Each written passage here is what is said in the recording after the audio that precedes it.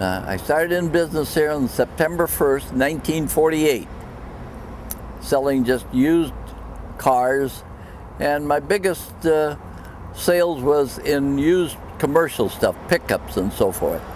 And then in February of 1961, I, along with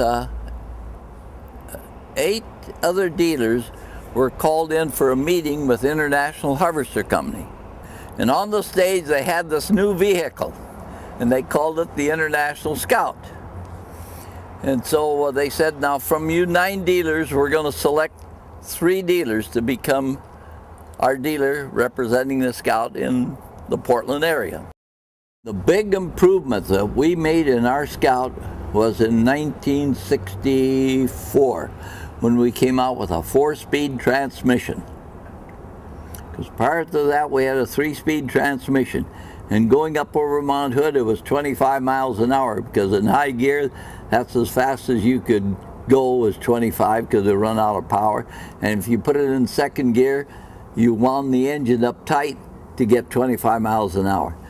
When we came out with a 4-speed transmission, it split those gears right in between there. And we took a test drive. You could go up over Mount Hood 45 miles an hour, close to 50 miles an hour, because of the 4-speed with that gear split in there with that 4-cylinder engine. It just made a whole new vehicle out. And we ordered every one of our Scouts with a 4-speed transmission. And many of them around still running. And then, of course, in 1969, we came out with a Scout with the 304 V8, and we also made available the automatic transmission. As you see by the brochure here, you could go on and list and list and list, and they told us once they could build 10,000 Scouts and never build 2 alike, because we had so many different options of color schemes and all these different components that were always available.